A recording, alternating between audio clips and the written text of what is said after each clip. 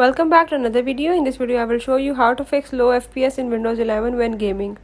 So if you are facing the low FPS problem in Windows 11, I will show you how to fix it. Watch complete video, follow all the steps, and before that, if you are new here, don't forget to subscribe my channel. Let's watch it.